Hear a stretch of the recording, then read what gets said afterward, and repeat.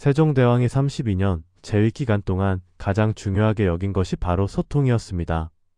위에 있는 자가 아래의 소리를 듣지 못하면 나라가 어두워지느니라. 소통이 막히면 모든 것이 막히느니라. 조선 제4대 왕 세종. 그는 22살의 왕이 되었습니다. 젊은 왕이었습니다. 경험도 부족했고 준비도 부족했습니다. 하지만 한 가지는 분명히 알았습니다. 혼자서는 나라를 다스릴 수 없다는 것. 백성의 마음을 알아야 하고 신하들의 지혜를 모아야 한다는 것. 그래서 세종은 소통에 힘썼습니다. 백성과 소통하고 신하와 소통하고 학자와 소통했습니다. 위에서 명령만 내리지 않았습니다. 아래의 목소리를 듣고 옆의 의견을 들었습니다. 그 결과 조선은 찬란하게 꽃피었습니다. 한글이 만들어졌고 과학이 발전했고 백성이 풍요로워졌습니다. 모두 소통의 결과였습니다. 세종은 세자에게 늘 말했습니다. 왕이 되면 소통하라고. 백성의 소리를 듣고 신하의 의견을 들으라고. 혼자 결정하지 말고 함께 의논하라고. 소통은 타고나는 능력이라고들 합니다. 하지만 세종은 달랐습니다. 그는 말했습니다. 소통은 기술이라고. 올바른 방법을 알고 꾸준히 실천하면 누구나 잘 소통할 수 있다고 했습니다. 오늘은 세종대왕이 32년간 실천한 소통 방식 7가지를 이야기하려 합니다. 이 7가지는 왕과 백성의 관계뿐 아니라 모든 관계에 적용됩니다. 상사와 부하, 부모와 자녀, 선생과 학생, 친구와 친구. 어떤 관계든 소통이 필요합니다. 오늘 이 7가지를 배우고 실천하십시오. 당신의 소통이 당신의 관계가 달라질 것입니다. 오늘 이야기가 마음에 드신다면 구독과 좋아요를 눌러주세요. 이제 첫 번째 방식부터 하나씩 살펴보겠습니다.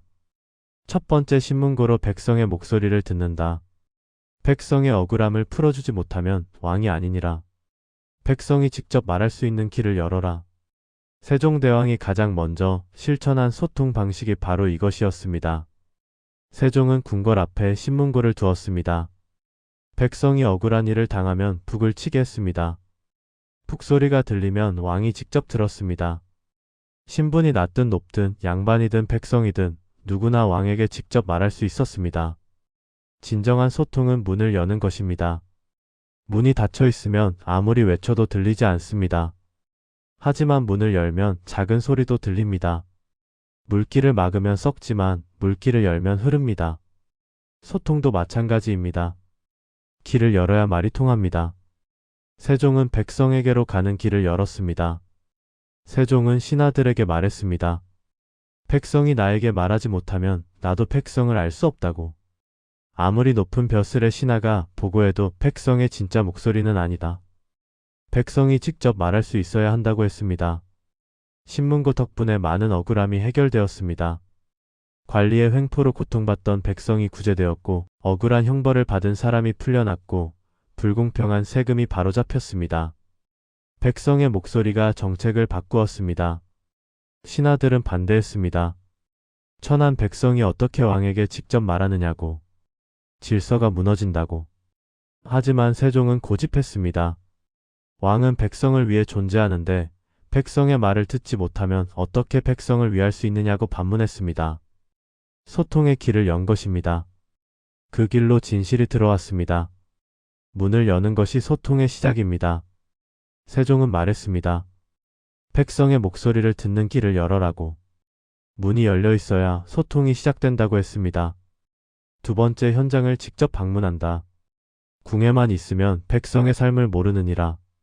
직접 가서 보고 들어라. 세종대왕이 두 번째로 실천한 소통 방식이 바로 이것이었습니다. 세종은 궁을 나왔습니다. 농사철에는 밭을 찾았고 가뭄이 들면 백성을 만났고 재난이 나면 현장을 방문했습니다. 보고서로만 듣지 않고 눈으로 확인하고 귀로 들었습니다. 진정한 소통은 현장에서 일어납니다. 책상에 앉아서는 진실을 모릅니다. 보고서는 필터링되고 가공되고 왜곡됩니다.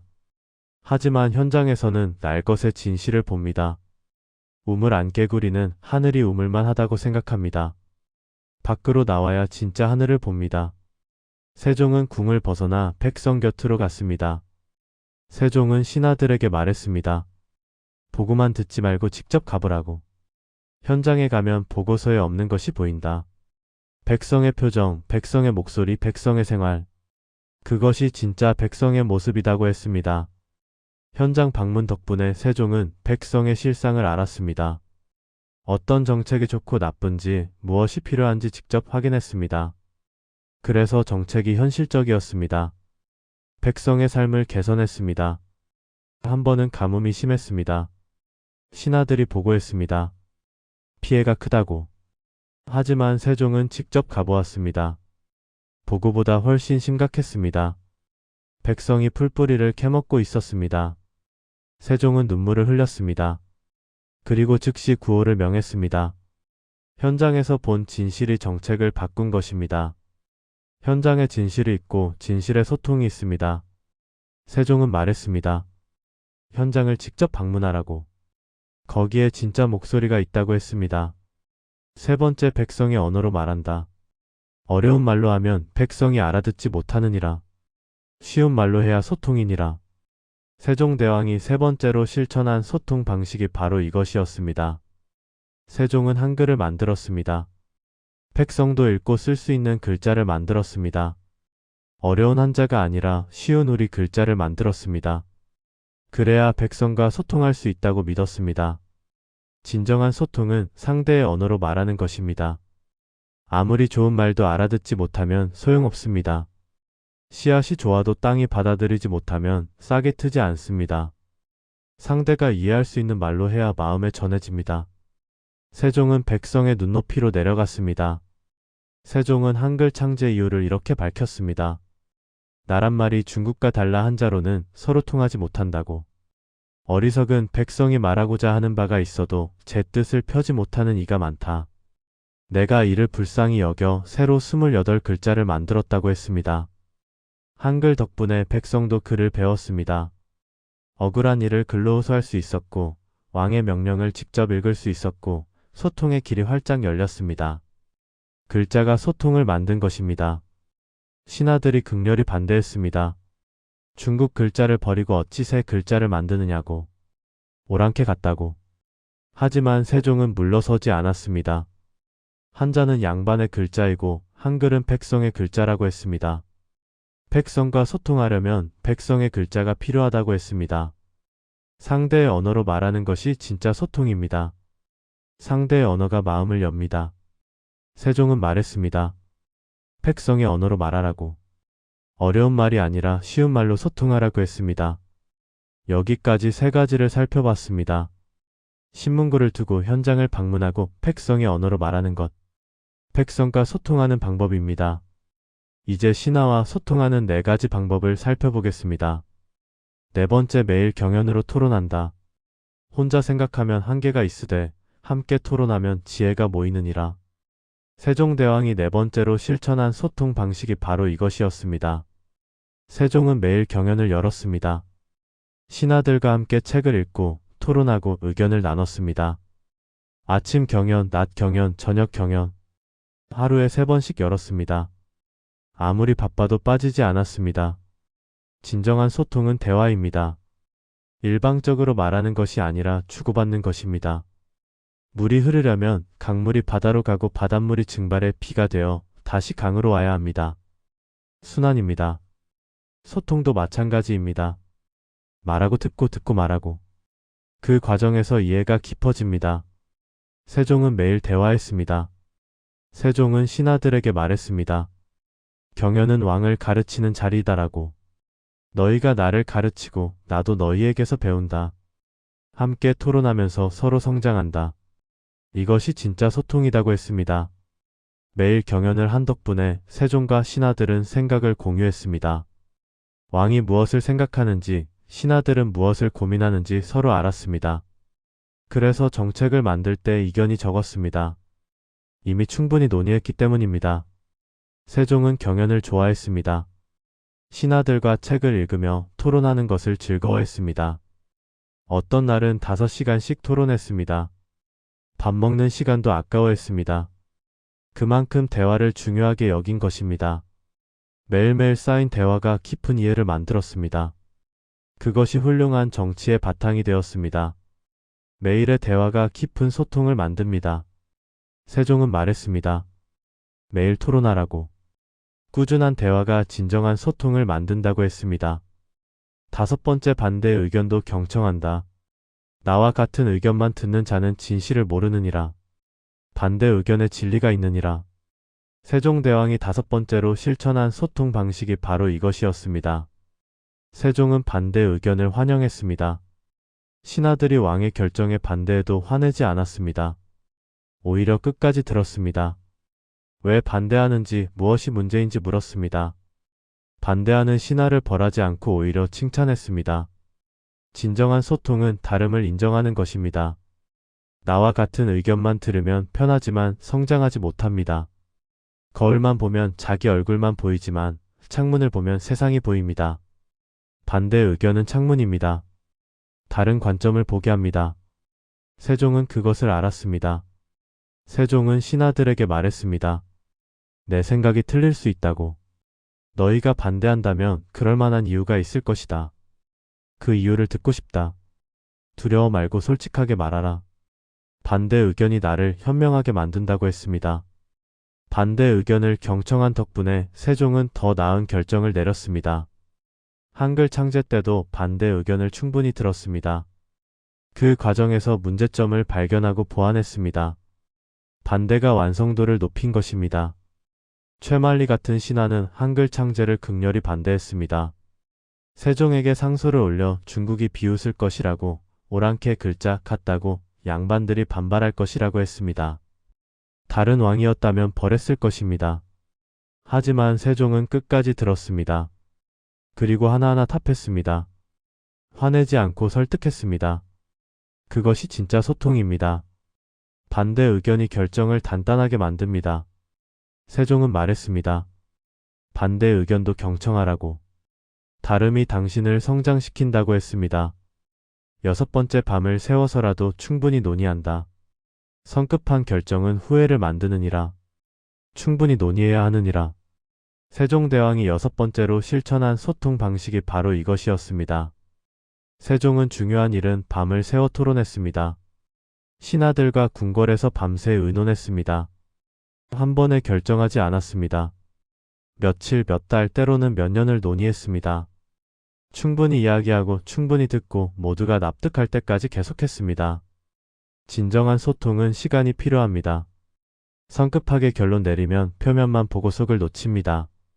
나무를 심으려면 땅을 깊이 파야 하듯 깊은 이해를 위해서는 충분한 시간이 필요합니다. 밥도 오래 끓여야 맛있듯 생각도 오래 익혀야 깊어집니다. 세종은 서두르지 않았습니다. 세종은 신하들에게 말했습니다.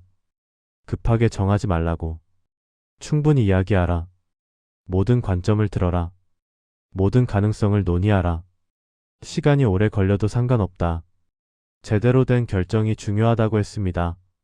충분한 논의 덕분에 세종의 결정은 완성도가 높았습니다. 한글 창제에 수년이 걸렸지만 완벽에 가까운 문자가 나왔습니다. 법 개정에도 수개월씩 논의했지만 공평한 법이 만들어졌습니다. 시간이 완성도를 만든 것입니다. 어떤 신하는 불평했습니다. 너무 오래 걸린다고. 빨리 결정하면 안 되느냐고. 하지만 세종은 단호했습니다. 성급한 결정은 백성에게 피해를 준다고. 왕 한 사람 편하자고 백성이 고통받으면 안 된다고 했습니다.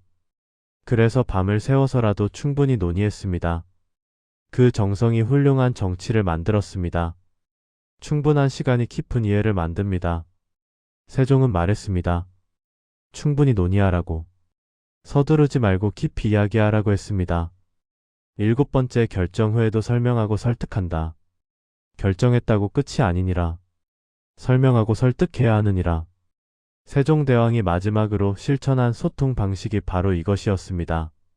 세종은 결정을 내린 후에도 소통했습니다. 왜 이렇게 결정했는지 설명했고, 반대하는 사람을 설득했고, 이해시키려 노력했습니다. 명령만 내리고 끝내지 않았습니다. 납득할 때까지 이야기했습니다. 진정한 소통은 끝이 없습니다. 결정 전에만 소통하고 결정 후에는 명령만 하면 반발이 생깁니다.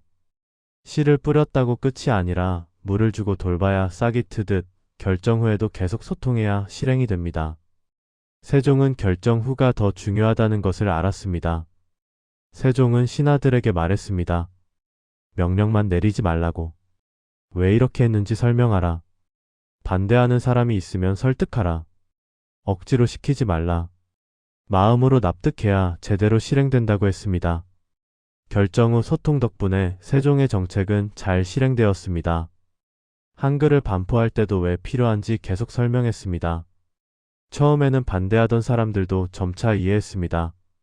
설득이 실행을 만든 것입니다. 한글 반포 후에도 세종은 계속 설명했습니다. 왜 한글이 필요한지, 어떻게 쓰는지, 백성에게 어떤 도움이 되는지. 신하들에게, 백성에게 끊임없이 이야기했습니다. 그래서 한글이 자리 잡았습니다. 결정으로 끝나지 않고 소통으로 완성한 것입니다. 마지막까지 소통하는 것이 진짜 리더십입니다. 끝까지 소통하는 것이 진정한 완성입니다. 세종은 말했습니다. 결정 후에도 설명하라고. 소통은 결정으로 끝나는 것이 아니다. 세종대왕이 32년 재위를 마치고 세상을 떠났을 때 온 백성이 슬퍼했습니다. 백성도 슬퍼하고 신하도 슬퍼하고 모두가 슬퍼했습니다. 왜 그랬을까요? 세종이 소통했기 때문입니다. 백성의 목소리를 들었고 현장을 방문했고 쉬운 말로 설명했고 매일 토론했고 반대 의견도 들었고 충분히 논의했고 결정 후에도 설득했습니다. 그 소통이 신뢰를 만들었습니다. 신뢰가 사랑을 만들었습니다. 그 긴 세월 동안 세종이 깨달은 것은 명확했습니다. 소통이 모든 것의 기초라는 것. 소통이 잘 되면 모든 것이 잘 되고 소통이 막히면 모든 것이 막힌다는 것. 위에서 명령만 내리는 것이 아니라 아래의 목소리를 듣는 것이 진짜 리더십이라는 것이었습니다. 오늘 이야기한 7가지 방식. 이것은 세종대왕이 32년간 실천한 것입니다. 신문고로 백성의 목소리를 듣고 현장을 직접 방문하고 백성의 언어로 말하고 매일 경연으로 토론하고 반대 의견도 경청하고 밤을 새워서라도 충분히 논의하고 결정 후에도 설명하고 설득하는 것. 이 7가지는 왕과 백성의 관계뿐 아니라 모든 관계에 적용됩니다. 회사에서, 가정에서, 학교에서 어디서든 소통이 필요합니다. 오늘부터 실천하십시오. 당신이 누구와 소통하든 이 7가지를 기억하십시오. 상대가 말할 수 있는 길을 열어주십시오. 신문고처럼 문을 활짝 여십시오. 책상에만 앉아있지 말고 현장으로 가십시오. 직접 보고 들으십시오. 어려운 말이 아니라 상대가 알아들을 수 있는 쉬운 말로 하십시오. 일주일에 한 번이라도 깊이 대화하십시오. 매일 경연처럼 정기적으로 이야기 나누는 시간을 가지십시오. 당신과 다른 의견도 존중하십시오. 반대한다고 화내지 말고 왜 그런지 들으십시오. 중요한 일은 충분히 논의하십시오. 급하게 결정하지 마십시오. 그리고 결정한 후에도 끝이 아닙니다. 왜 그렇게 했는지 설명하고 이해시키십시오. 이렇게 하면 당신의 소통이 달라집니다. 관계가 좋아집니다. 신뢰가 쌓입니다. 세종은 세자에게 말했습니다. 왕의 힘은 권력이 아니라 소통에서 나온다고. 백성과 소통하고 신하와 소통하고 모두와 소통하라. 그들의 목소리를 들으라. 문을 열고 현장에 가고 쉬운 말로 하고 매일 대화하고 반대도 듣고 충분히 논의하고 끝까지 설득하라. 그러면 백성이 당신을 따를 것이다. 명령 때문이 아니라 신뢰 때문에, 두려움 때문이 아니라 사랑 때문에. 그것이 진정한 왕의 힘이다. 소통은 기술이 아니라 마음이다. 진심으로 듣고 싶은 마음, 진심으로 이해시키고 싶은 마음. 그 마음이 있으면 방법은 저절로 따라온다고 했습니다. 지금 이 순간부터 시작하십시오. 당신이 소통하기 어려운 사람이 있습니까? 상사입니까? 부하입니까? 배우자입니까? 자녀입니까? 누구든 이 7가지를 적용해 보십시오. 먼저 당신이 문을 여십시오. 상대가 말할 수 있게 해주십시오. 듣고 싶다는 신호를 보내십시오. 그리고 직접 만나십시오. 문자나 전화가 아니라 얼굴을 보고 이야기하십시오. 어려운 말, 전문 용어가 아니라 상대가 알아들을 수 있는 쉬운 말로 하십시오. 정기적으로 대화 시간을 가지십시오. 일주일에 한 번, 한 달에 한 번 꾸준히 만나십시오. 상대의 다른 의견을 존중하십시오. 틀렸다고 판단하지 말고 왜 그렇게 생각하는지 물으십시오. 중요한 결정은 충분히 의논하십시오. 혼자 정하지 마십시오. 그리고 결정한 후에도 계속 이야기하십시오. 왜 그렇게 했는지 설명하십시오. 이렇게 하면 반드시 소통이 됩니다. 세종이 그랬습니다. 당신도 할 수 있습니다. 세종은 세상을 떠나며 이렇게 말했습니다. 소통이 나라를 바꿨다. 내가 한 일은 특별한 것이 아니다. 그저 듣고 말하고 이해하고 설득했을 뿐이다. 백성의 목소리를 들었고 현장에 갔고 쉬운 말로 했고 매일 토론했고 반대도 들었고 충분히 의논했고 끝까지 설명했다. 누구나 할 수 있는 일이다. 하지만 누구나 하지 않는 일이다. 당신이 이것을 한다면 당신의 관계도, 당신의 조직도, 당신의 인생도 바뀔 것이다. 소통은 힘이다. 명령하는 힘이 아니라 마음을 얻는 힘이다. 그 힘으로 세상을 바꿀 수 있다. 당신의 소통이 관계를 바꾸기를 바랍니다. 오늘 이야기가 진정한 소통을 하는데 작은 도움이라도 되었기를 바랍니다. 오늘 이야기가 당신의 마음에 작은 울림이라도 전해졌다면 정말 감사합니다. 구독 버튼을 눌러주시고 좋아요 마음을 나눠주세요. 알림 설정까지 해주시면 더욱 좋겠습니다. 댓글로 당신의 소통 경험도 들려주세요. 그 작은 나눔이 또 다른 분들에게 위로가 될 것입니다.